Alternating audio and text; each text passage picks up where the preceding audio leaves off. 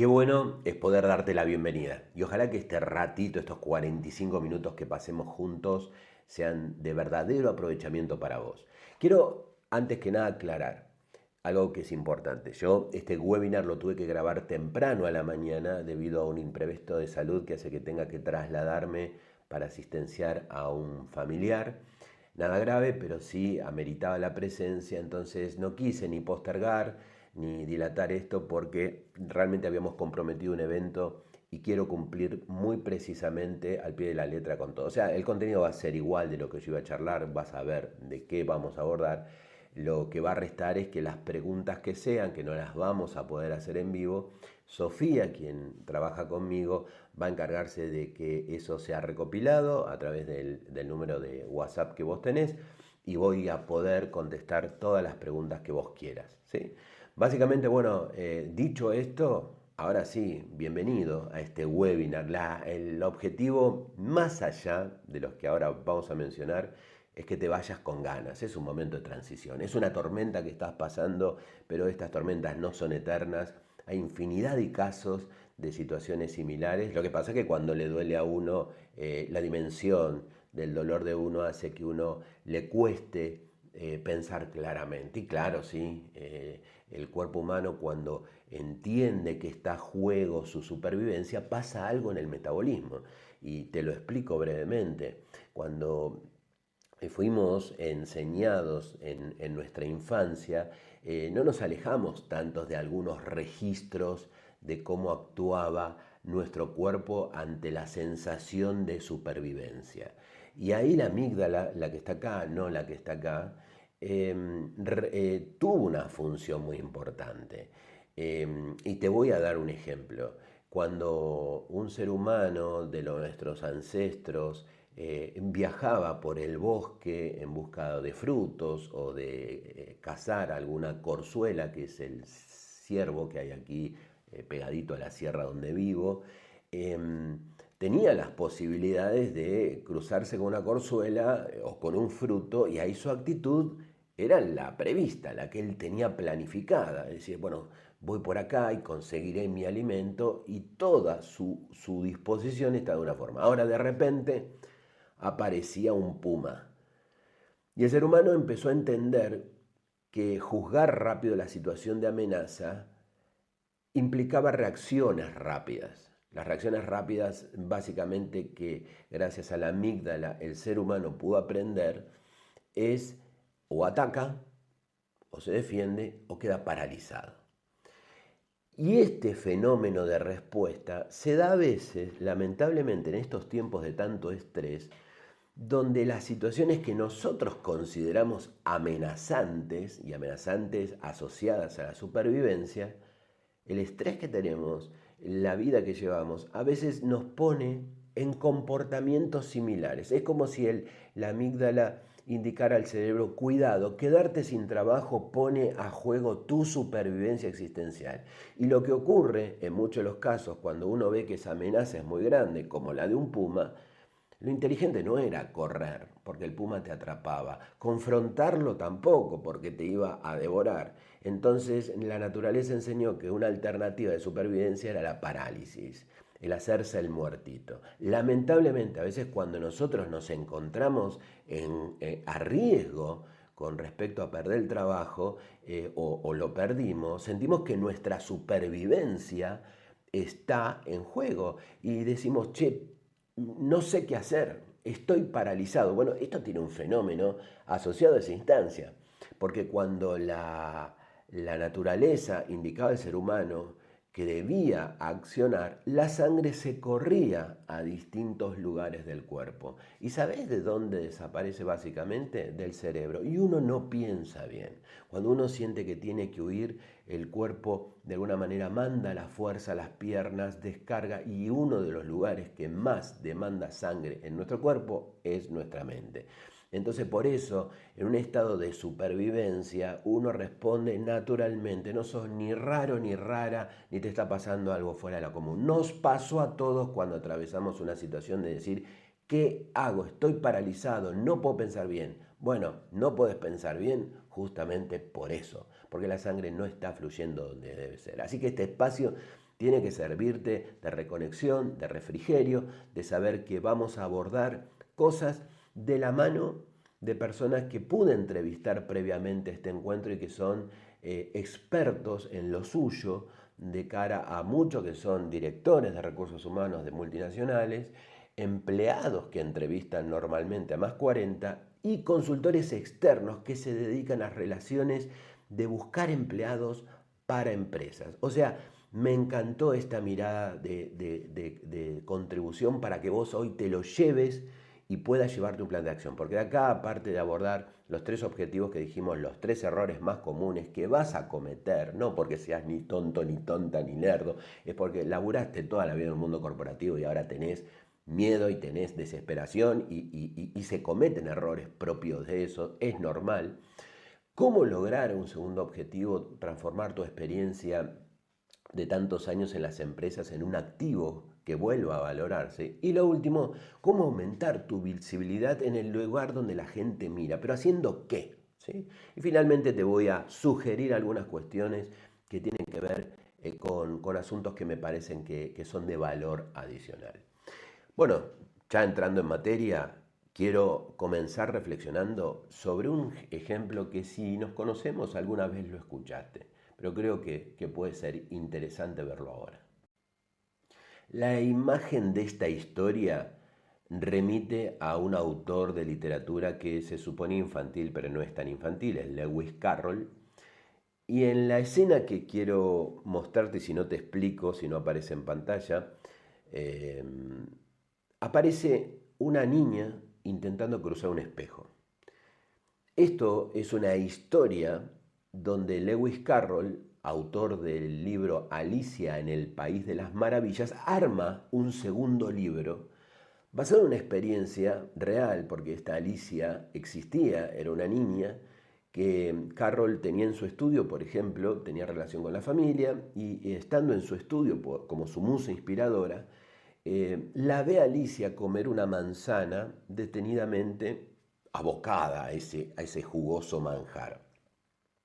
De repente Carroll se queda mirándola y le dice, Alicia, por favor, mira a ese espejo que tenés enfrente. Alicia gira, mira el espejo y Carroll le dice, Alicia, ¿en qué mano tenés la manzana que estás comiendo? Alicia mira y le dice, como niña, acá, en la mano derecha. Bien. Ahora, Alicia, por favor, presta atención al espejo. La Alicia de ese espejo, ¿en qué mano tiene la manzana? Alicia mira, abre sus ojos y se da cuenta que el espejo reflejaba su imagen, pero con ella en la manzana en la mano izquierda. Esta situación de Carroll disparó una de las experiencias más interesantes que tienen que ver con lo que ahora vamos a seguir. Carroll, a través de esta experiencia, convierte el libro Alicia a través del espejo. Y este libro de Alicia de a través del espejo, donde espero la imagen se ve, es una Alicia que ingresa a un mundo totalmente dado vuelta. Bueno, ¿por qué uso este ejemplo? Porque Alicia, ingresando a ese mundo, se encuentra que todo lo que ella esperaba, lo que ella conocía, ya no existía de la manera habitual. La gente gritaba de dolor antes de lastimarse. De hecho, hay encuentros con personajes que son insólitamente extraños, donde esta chica realmente queda desconcertada. A mí me gusta mucho el ejemplo de Alicia en el encuentro con la Reina Roja porque remite a lo que aplica a nosotros. La Reina Roja está charlando con ella. ¿Y por qué te hablo de una Reina Roja? Porque todo transcurre en un tablero de ajedrez imaginario donde Alicia necesita convertirse de peón a reina cruzando todo este mundo tan extraño, tan contrario a lo que conocía. Y la Reina Roja conversaba, es la Reina Roja, se le llama la Reina Negra en el ajedrez británico, eh, conversa de una manera tan extraña, pero lejos de ello ocurre algo. Y lo que ocurre es que la Reina Roja repentinamente toma del brazo a Alicia y la impulsa y la arrastra a gran velocidad por el medio del bosque. Alicia no entendía qué peligro las estaba espantando, mira hacia atrás pero casi agitada pierde la respiración hasta que después de un tiempo la reina roja se detiene y Alicia vuelve en sí. E intentando reconocer la amenaza de dónde habían huido, Alicia de repente se da cuenta que estaban en el mismo lugar, era el mismo árbol, el mismo arbusto, las mismas flores y los mismos animales que estaban pastando. Y extrañada, la reina roja se da cuenta de que Alicia no entendía lo que ocurría, la mira, la toma de los brazos y le dice: Alicia, en mi mundo, para siquiera estar en el mismo sitio, hay que correr y mucho. Y esta es la primera cuestión fundamental antes de hablar de este asunto que vamos a tocar hoy. El mundo cambió. Puedo querer o no querer verlo. Yo estuve en el TEC de Monterrey de México, en una universidad que decía, por allá, y te hablo del año 2005, que para el 2030 el 95% de los cuellos blancos mexicanos, o sea, los empleados administrativos, iban a ser los operarios del futuro. Aquellas personas que iban a estar a montones en volúmenes importantes y de alguna forma siendo mano de obra barata. Claro, a mí me parecía demasiado exagerado. Hoy lo veo en 2025 de una manera muy marcada lo que está ocurriendo. O sea, la incursión de la tecnología, la aparición de la inteligencia artificial y el avance en otros procesos mejorados hace que haya una realidad de cambio en el mundo que empieza a ser una tendencia que pone a riesgo, de alguna manera, el mundo o la forma en que nosotros lo conocíamos. Por lo tanto, el cambio no es un fenómeno de moda, es una tendencia. El mundo tiende a cambiar la forma de hacer la economía. Estamos ingresando en la era de la gig economy. La gig economy es un sistema donde las personas en su especialidad son contratadas justamente por intereses puntuales de las corporaciones para cubrir puestos específicos. De hecho, está constituyendo parte importante de la economía ya norteamericana y ni hablar del crecimiento que hay en países como la India, donde está creciendo a pasos agigantados. O sea, eso que te estoy contando es un fenómeno social, económico, que es inmediato, que está ocurriendo y que implica comportamiento. Me dice, pero bueno, pará, yo vine a escuchar cómo reinsertarme laboralmente. Y está bien, y vamos a hablar de eso. Pero es importante no negar que estamos en un proceso donde las tendencias van hacia otro lugar. Y esto implica que nosotros nos adaptemos como se adaptaron nuestros primeros padres a las nuevas cuestiones. Hay un libro de Alvin Toffler que habla acerca de la tercera ola, mostrando cómo la economía iba modificándose en función de la tecnología.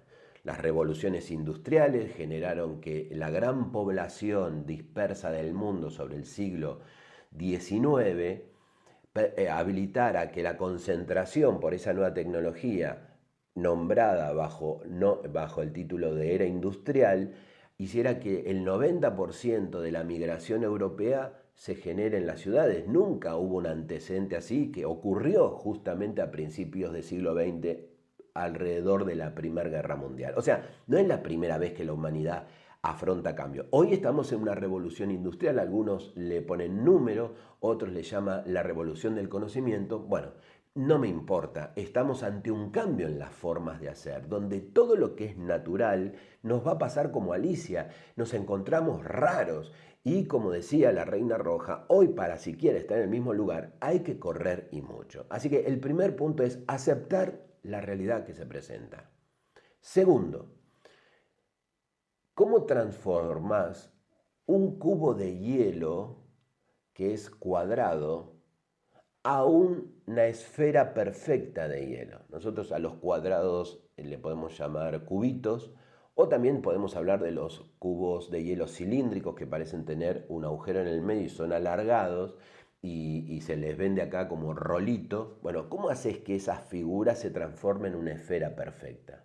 La manera de interpretar esto es que tiene que haber un proceso inevitablemente de cambio. Y esa es la segunda parte. Yo no puedo negar el cambio.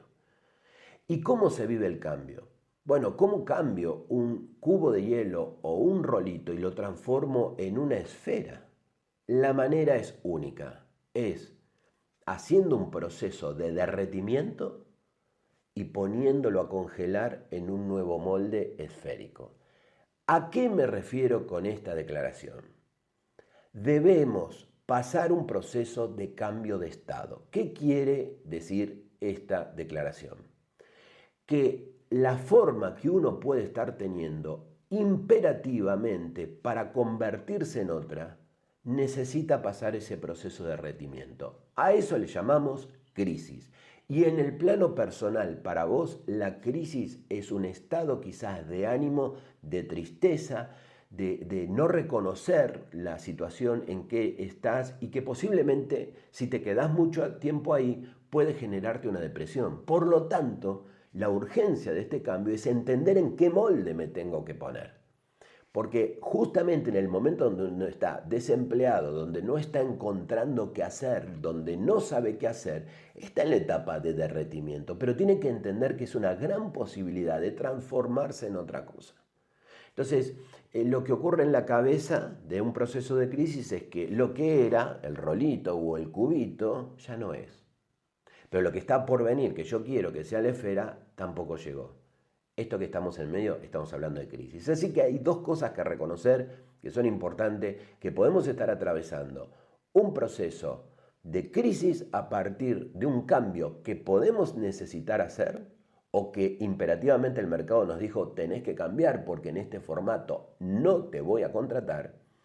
Y lo otro, aceptar que hay un mundo que tiende a otras cosas llamada gig economy, que no es producto de esta charla, pero donde la tendencia al desempleo es una realidad. Pero con esto no es desanimarte, sino introducir cosas que hay que reconocer, porque ya mismo empezamos a hablar de los que expertos hablaban para abordar el primer punto del objetivo que nos habíamos marcado. Es por eso, para abordar el primero de los objetivos de esta charla, sobre los 3 errores más comunes que frenan la reinserción laboral después de los 40, me fui a charlar con expertos. Y esto fue la semana pasada, no te hablo de mucho tiempo atrás. Los llamé a cada uno y les pedí ayuda porque les contaba del interés de este webinar. Y me dijeron cosas que son claves, que las resumí en 4 y que quiero contártelas uno a uno para que prestes atención. ¿Qué dicen los expertos? ¿Qué dicen estos especialistas? ¿Y quiénes son? Bueno, justamente lo que te decía al principio.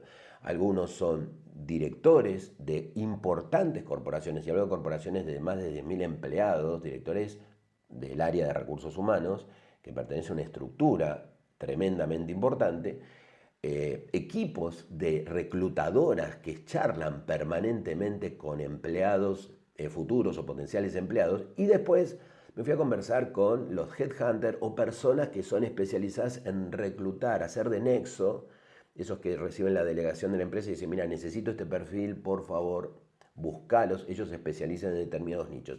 A todos ellos les hice las preguntas y las pude resumir en estos 4 asuntos para que pueda ser abordable en esta conversación. Y mira, te leo literalmente uno de los resúmenes.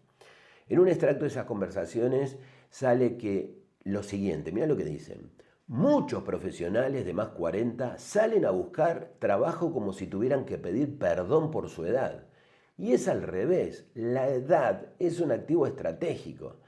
Tener 45 o 50 años significa haber atravesado crisis, resuelto problemas reales y aprendido en escenarios que ninguna universidad enseña. Y eso se llama resiliencia.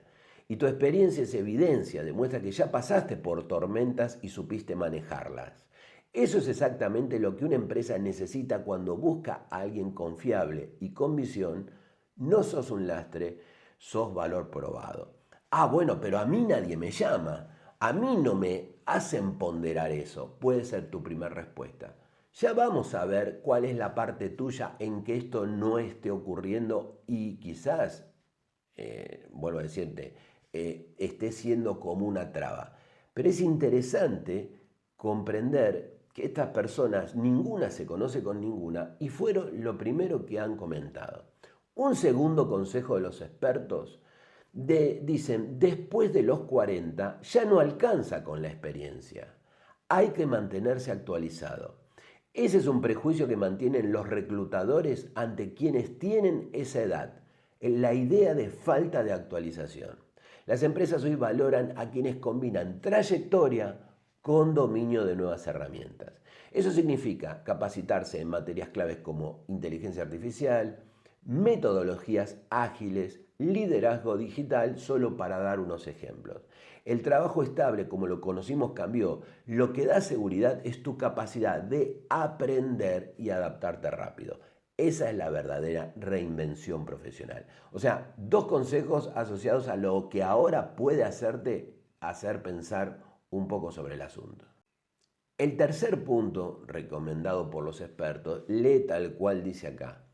Después de los 40, el punto de partida no es pedir qué pueden darte, sino preguntarte vos qué tenés para dar.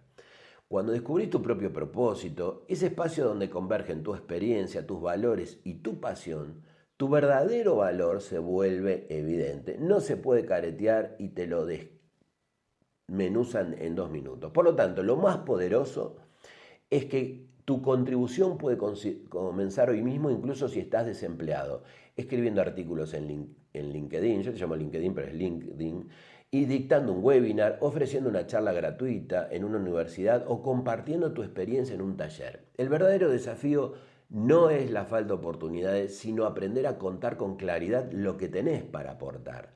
Porque el mercado ya no paga por años trabajados, paga por el impacto real que podés generar. Primero, dar y propósito y después comunicarlo. Como tercer punto, interesante reflexión. Y el último punto que hablan los expertos de ese impedimento que ellos ven en los más 40, dice, en la reinserción laboral después de los 40, muchas veces la mayor batalla es interna y es la lucha contra el propio ego. Quedarse atado a lo que uno era puede cerrar puertas. En cambio, predisponerse a buscar nuevas alternativas abre caminos inesperados. La clave está en combinar lo recorrido con una nueva actitud, más humildad, flexibilidad y empatía. Hoy las empresas no solo miran habilidades técnicas, buscan rasgos humanos auténticos. Tu experiencia es valiosa, pero lo que marca la diferencia es tu capacidad de adaptarte, de mostrar humanidad y de proyectarte con apertura. La reinserción no empieza reclamando un lugar, sino ganándolo desde una actitud renovada. Vamos ahora a hacer un poco la síntesis de esto para poder identificar esos 3 errores donde a veces uno estos temas los descuida.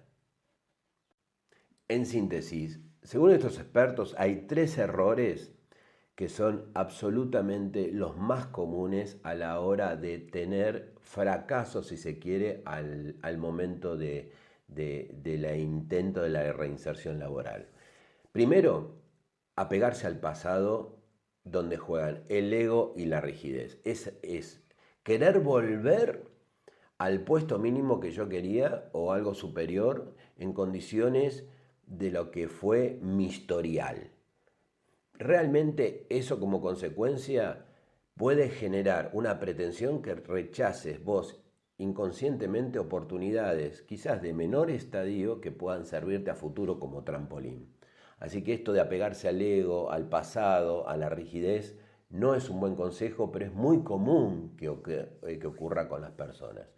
Un segundo punto es, ¿qué estás haciendo con tu tiempo? Es actualizarse en competencias críticas, confiar en la experiencia por sí sola como un camino de currícula, como una experiencia, no sirve. A ver, no dominar herramientas digitales, metodologías ágiles o habilidades digitales o habilidades blandas, el mercado percibe rápidamente la desactualización y prefiere candidatos jóvenes con aprendizaje continuo.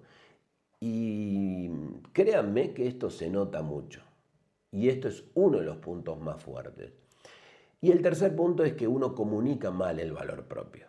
uno sigue postulándose con un currículum vitae genérico o un perfil en LinkedIn que acumula años, pero sin mostrar impacto. O sea, hablamos de cuál es el síntoma de esto. Cuando vos haces descripciones vagas, el responsable de, gerente de, a cargo de, pero en vez de mostrar resultados claros. O sea, consecuencia, invisibilidad en un mundo donde de eso está lleno y sobra gente. Así que esos 3 puntos son los errores más comunes que tenés que salvar, que cuidar, y vamos a ver cómo se pueden hacer algunos de estos, pero que tenés que tener presente a la hora de que puede determinar el freno a tu reinserción laboral.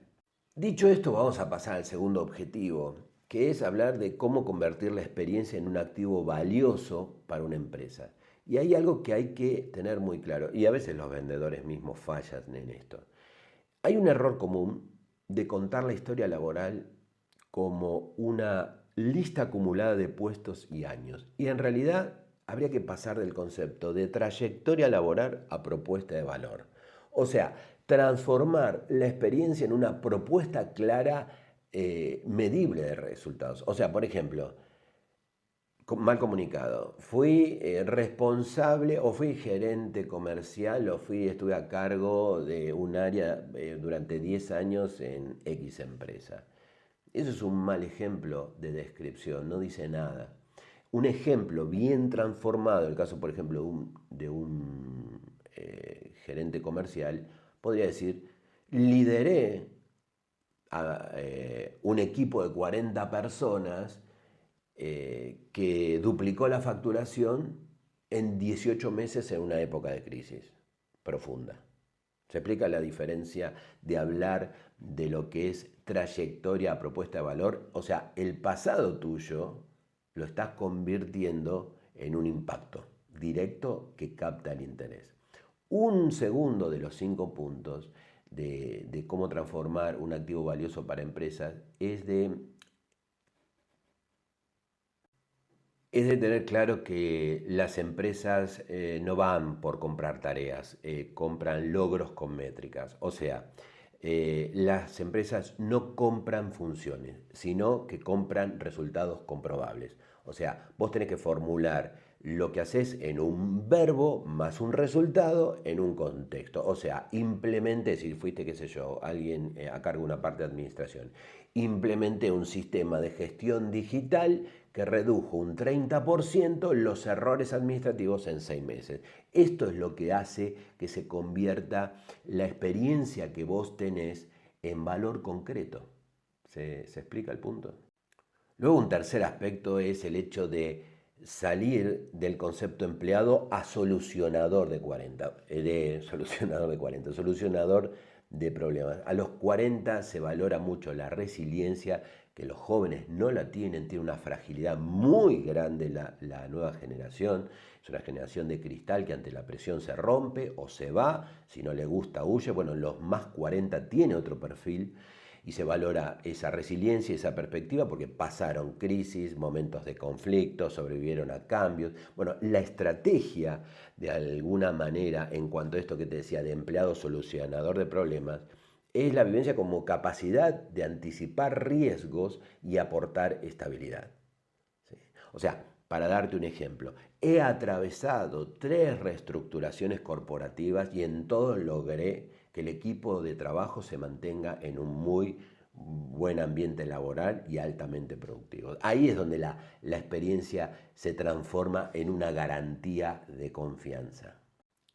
Luego tenés que comprender como cuarto punto que tu experiencia laboral es tanto servible como tal pueda ser un activo transferible de aplicación inmediata. O sea, ¿qué parte de lo que vos viviste puede aportar un valor inmediato ya a la empresa a la que te estás presentando? Es como que tuvieras que diseñar un kit, como si fueras un producto. Bueno, a ver, ejemplo, te puedo realizar el diagnóstico de procesos comerciales en 30 días, te puedo dar un entrenamiento express en venta consultiva para tu equipo chico de ventas o un plan de acción para recuperar cuentas que están ahí en estado flotante o dormida. La experiencia se presenta como un servicio listo para usar inmediatamente.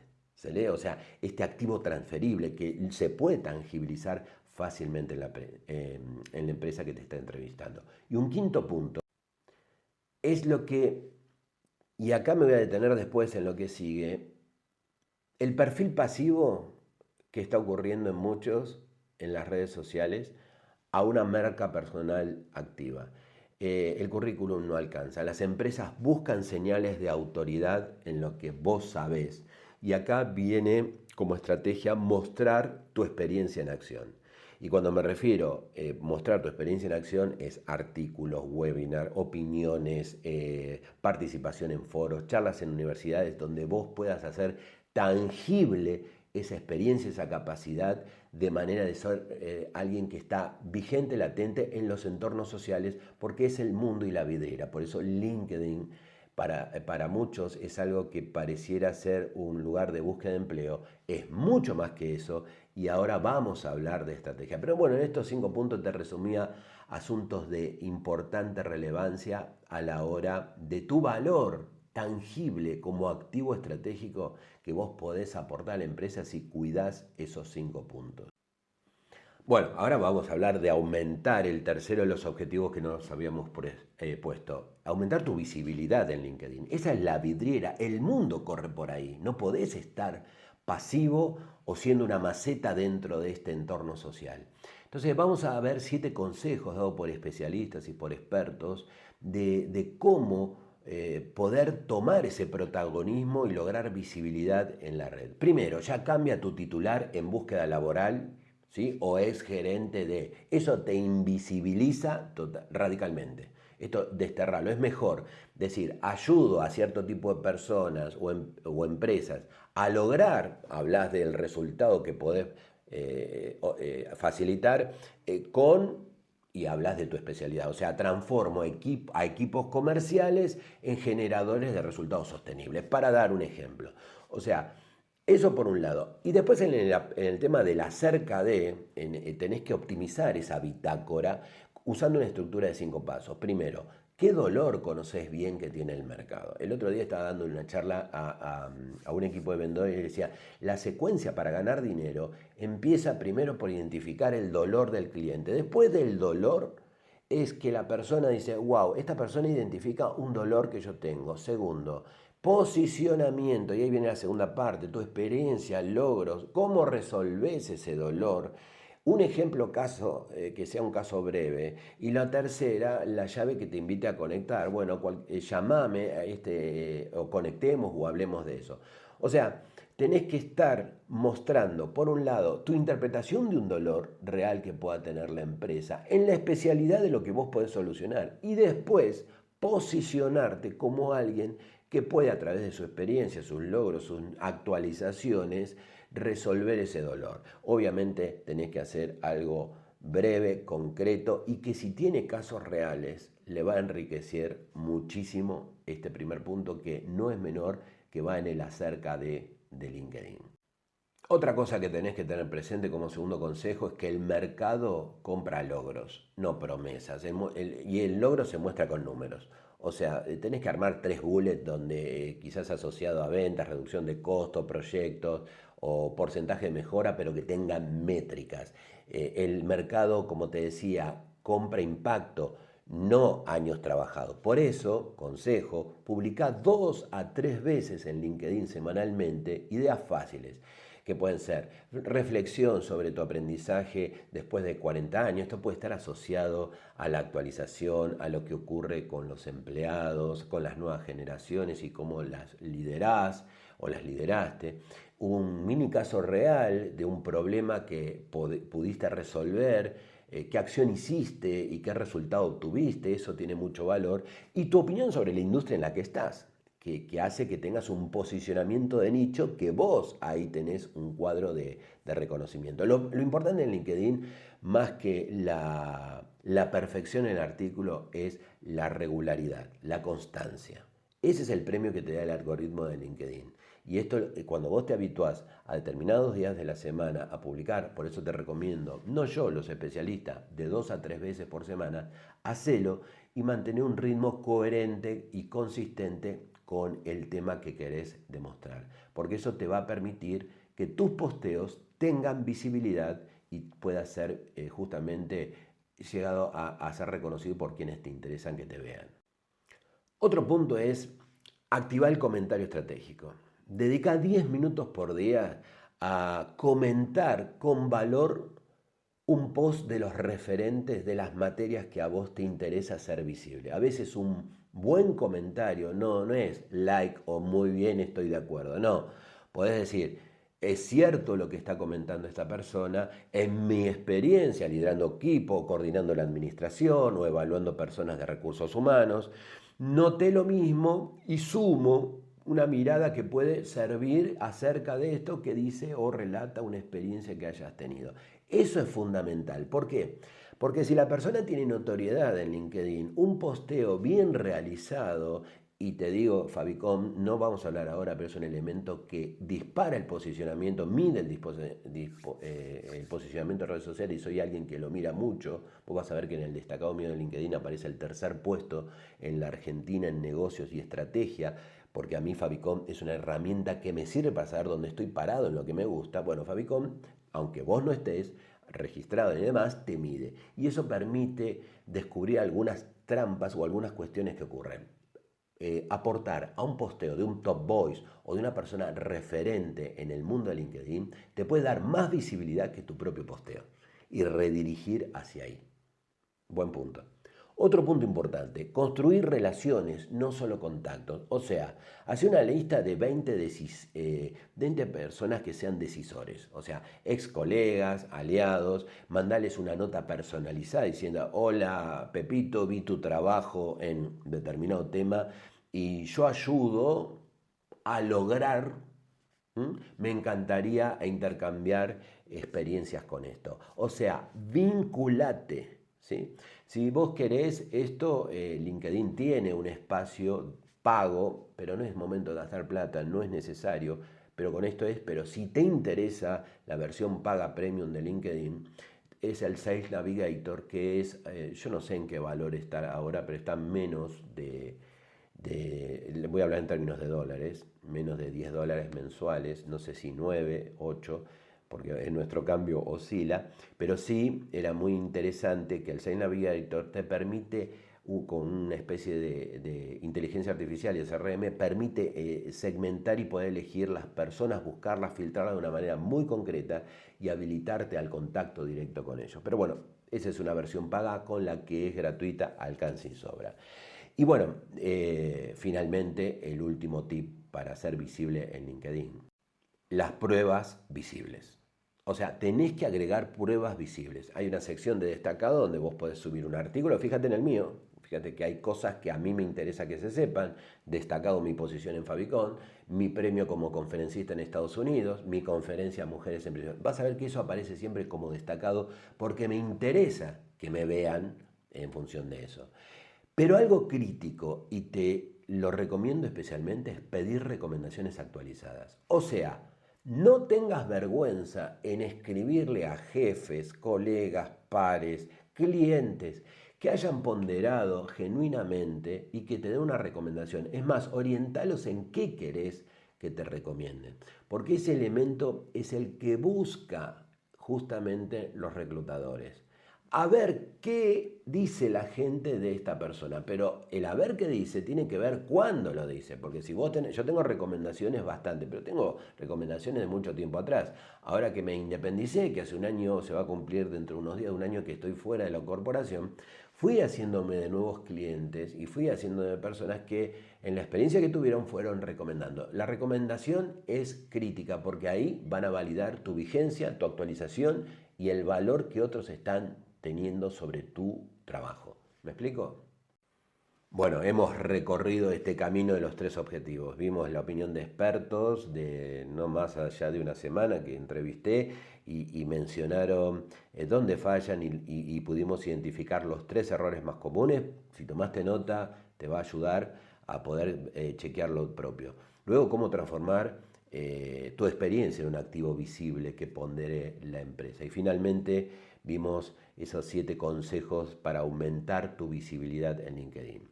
¿Qué me queda por contarte? Algunas reflexiones y sugerencias.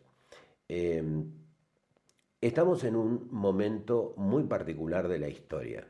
Te hablaba de la gig economy como una alternativa de trabajo. Por eso la primera sugerencia es lo que le decía a un hombre que me escribió la otra vez por TikTok. Me decía, Martín, hace 20 años que estoy en un lugar, no tolero más mi trabajo, pero no sé qué hacer. Y mi consejo es el que les doy a todos, y no es de mi autoría, lo decía Jim Rohn, un referente para mí, un mentor, que decía, de 9 a 18 trabaja por tu sustento, pero de 18 a 21 trabaja por tu fortuna. Y se los dice alguien que lo hizo. Alguien que a los 52 años, después de un vasoespasmo coronario, se dio cuenta de algo. Te voy a contar una intimidad. El 28 de abril de 2024 yo escribí en un tablero lo que realmente quería para mí. 3 días después, mi corazón se empezó a agitar, llevé un nudo en la garganta, una calambre en el brazo izquierdo y empecé a tener palpitaciones por encima de los 160 por minuto. Me fui urgente, entré con un cuadro de infarto, estuve 3 días en terapia intensiva, me hicieron un cateterismo, que es que te pasan un cable por todas las arterias del corazón, y en esos 50 minutos que duró me di cuenta que realmente no quería vivir de la manera que tenía en el mundo corporativo, por lo que veo venir, por lo que existe ahí. Pero venía preparándome, por eso había hecho el cuadro, y creo que el cuerpo me dijo, mira, como no tenés, lo que dicen los españoles, los cojones para ejecutarlo, te voy a sacudir, te voy a parar y te voy a hacer pensar que tenés que girar y cambiar de vida. Yo no digo que la vida del emprendedor sea a la que todos estamos llamados, pero sí que el miedo de ejecutar la decisión hace que a veces la dilates. Por eso lo que le decía a este hombre es, prepárate. Yo me había preparado, yo en el 2023 fundé una empresa en Estados Unidos que mantuve inactiva, que es Arbor Vitae School, que es la que hoy facilita un montón de cuestiones que no están acá en Argentina, pero le estamos desarrollando a nivel Latinoamérica. Y la había dejado, pero mi vida era de 9 a 18, estaba ocupado en mi trabajo, pero de 18 a 21 a construir, como decía Jim Rohn, mi fortuna. Entonces, si hoy estás desempleado o estás en un empleo incómodo, te sugiero, de 9 a 18, atende tu empleo o que tu trabajo sea buscar trabajo. Pero de 18 a 21, en función de las tendencias de la geek economía que se presenta como camino, empezá a armar un proyecto personal. El proyecto personal es el camino que te va a permitir depender de tus habilidades, de tus capacidades, de encontrar un nicho de mercado que le vea valor a lo tuyo y te puedan contratar. Y ahí se te abre el mundo. Ahí ya no es tu empleador el que te pone el precio, ahí es el mercado. Ahí es donde tenés el momento de estar solo. Te lo entiendo el miedo. Yo tengo una gata que por ahí está durmiendo en este momento. Copi se llama, Copina, que quiere decir novia en francés, copain. Y esta gata se crió acá. Fue traída de un abandono, la trajimos, se la cuida. La gata en estos días fríos, yo vivo pegado a la sierra, a veces cae rocío, ha llegado a nevar y la gata busca los radiadores. Cuando tiene hambre se va a su cazuela que sabe que a tal hora tiene la comida, tiene el agua servida. Las corporaciones nos entrenan a dejar, yo pienso por vos. Yo pienso por vos. Tenés frío, acá está esto, acá está esto, acá está. Ciertas seguridades. Pero si yo a Copina en este momento me camino la reserva que tengo hacia allá, que son 16 kilómetros, y la dejo en el medio de la reserva y la dejo sola, Copina va a tener justamente el comportamiento de supervivencia de decir, no sé qué hacer, me paralizo, me hago la muerte y posiblemente no sobreviva. Hay que formar la mentalidad de emprendedor. Con esto te quiero decir que independientemente de cuál sea el resultado, chance de reincorporarte, reinsertarte al mundo laboral, las tenés de sobra capacidades, tenés recursos y tenés un mercado que te espera si tenés cuidado y seguís el lineamiento. Pero también ten en cuenta que la tendencia es otra y que tenés que entrenar tu mentalidad para prepararte a vivir en un mundo que es absolutamente distinto. Negarlo es peligroso. Y te lo dice alguien que atravesó la decisión de salirse del mundo corporativo, avisado por el cuerpo, que dijo, ya no querés más esto. Pero no es que me la hice fácil, crucé lo que es el umbral del terror, mis miedos, mi soledad, mi familia que no me apoyaba porque tenía miedo de lo que iba a pasar. Y definitivamente es un camino que hay que prepararse mentalmente. Y hay que conectar con un montón de cuestiones de preparación. Por eso te animo, y este es el segundo consejo, a que te agrupes con personas que sean enriquecedoras en esa línea. Yo hago coach grupal para personas que están en ese proceso de transición, porque lo hago grupal porque es más económico y esto son encuentros semanales donde podemos charlar de temas asociados a todo esto que puede estar ocurriendo y que yo también lo viví y que lo puedo compartir, porque te lo cuento de los dos lugares. Viví el mundo corporativo y estoy viviendo el mundo del emprendedor y sé que el camino va para este lado. Así que nada, espero que este momento lo hayas disfrutado, te haya servido. Si hay cosas que quedaron en el tintero, cosas que quieras conversar después, mandanos mensajes. Sofía me va a pasar todo y yo me voy a ocupar con un poquito de tiempo de contestar cada una de las inquietudes. Así que sin miedo, sin temor, abordar tu valor porque tenés un capital enorme después de los 40 ante una generación que compite de otro lugar. Pero si te preparas un poco, hay una experiencia que ellos no tienen. Es una generación que tiene sus fragilidades y que vos estás ya hecho o hecha derecho, fuerte, acostumbrado, adaptado y además capacitado. Te envío un abrazo y espero verte en LinkedIn, porque te voy a buscar y voy a ver cómo estás actualizando tus cuestiones para poder interactuar e intercambiar. Y cualquier pregunta que tengas, sabes que acá estoy. Te envío un fuerte abrazo y fue un placer haber compartido este rato con vos. Nos vemos.